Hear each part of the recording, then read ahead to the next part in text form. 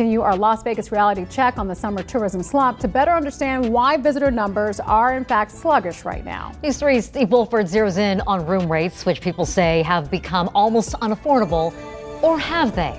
You can book a hotel room on the Las Vegas Strip for less than a medium coffee and a breakfast sandwich at the Starbucks inside the same building. Caesars Entertainment has advertised rooms at the Flamingo for $21 a night. The Excalibur has gone as low as $20. And these aren't rundown motels on the side of a highway.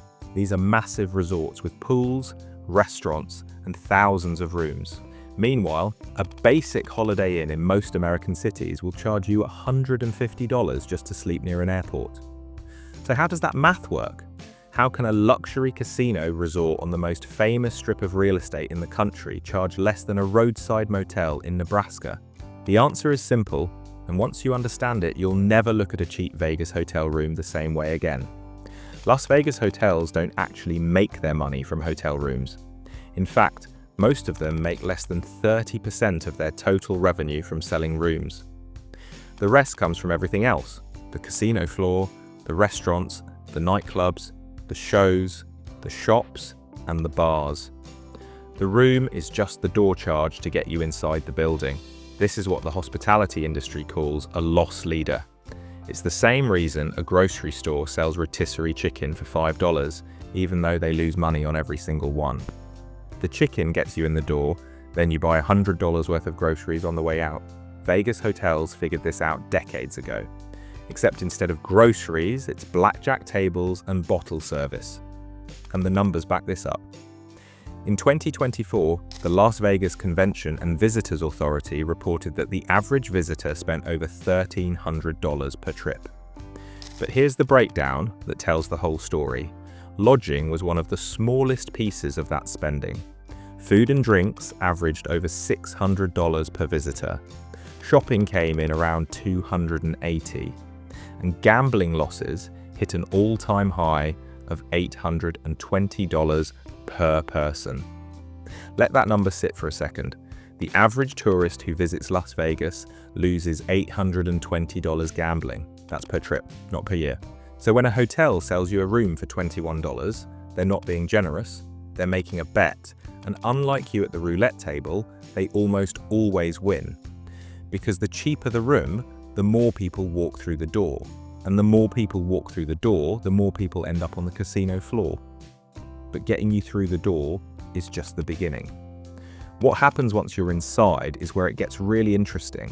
There's a reason casinos have no windows and no clocks. That's not an accident.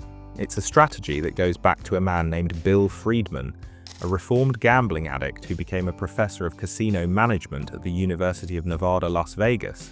Friedman spent 20 years studying over 80 casinos to figure out what made some of them more profitable than others. His conclusion was that the games are the same everywhere. The difference is the building. His theory, which dominated casino design for decades, was built on a few key principles. Low ceilings to create intimacy. Winding, maze-like pathways that funnel you past slot machines and card tables every time you try to find the bathroom or the exit. No straight paths, no natural light. Gambling machines placed right at the entrance, so you're surrounded the moment you step inside. The idea was to trap you in a bubble where time doesn't exist, and walking away feels like more effort than staying. But in the late 1990s, a designer named Roger Thomas teamed up with Steve Wynn and threw all of that out. For the Bellagio, Thomas went the opposite direction.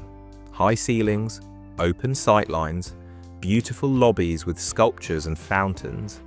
He made the casino feel like a luxury resort, not a maze. His logic was that nobody wants to place high-risk bets when they feel trapped in a cramped room with no air. If you make people feel relaxed and wealthy, they'll spend like they're relaxed and wealthy. And it worked. The Bellagio generated the largest profits for a single property in Las Vegas history, and it was one of the first resorts where non-gaming revenue actually surpassed gaming revenue.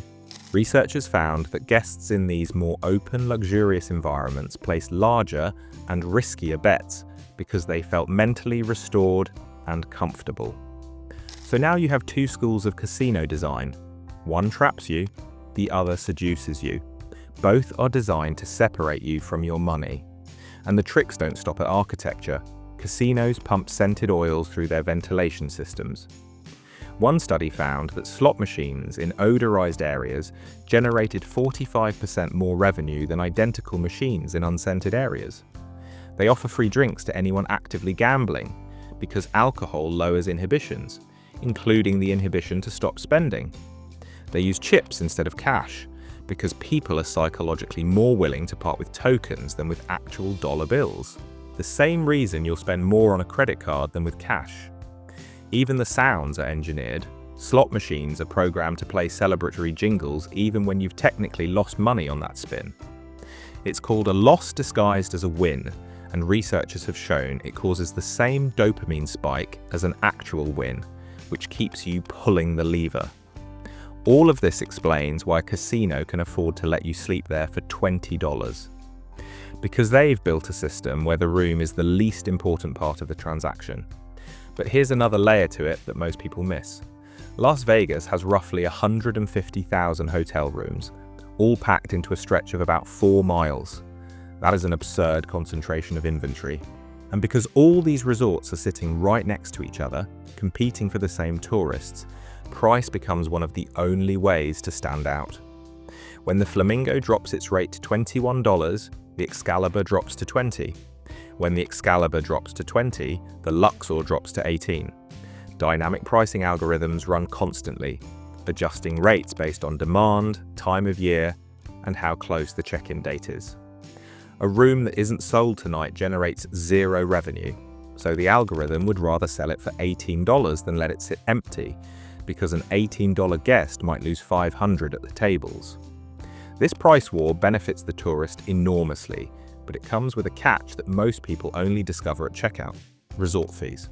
For years, Las Vegas hotels advertised rock-bottom room rates, but then hit you with a mandatory resort fee when you checked out.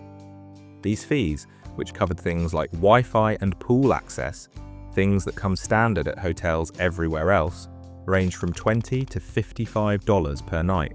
So your $20 room was suddenly $75, and you didn't find out until it was too late to do anything about it.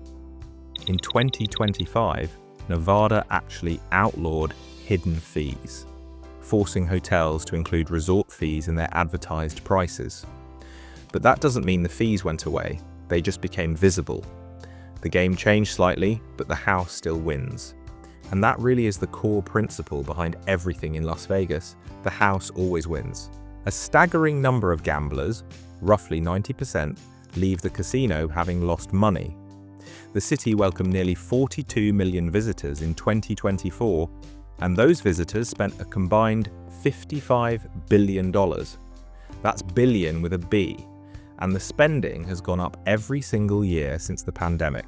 So the next time you see a hotel room on the Strip for $20 and think you found an incredible deal, understand what's actually happening. That room isn't cheap because the hotel is struggling. It's cheap because the hotel is smart. Every dollar they discount on your room is an investment in getting you through the door, past the slot machines, into the restaurant, through the gift shop, and up to the bar. The room is the bait, the city is the trap. And the math only works in their favor. If you're planning a trip to Vegas, here's the only real advice worth following.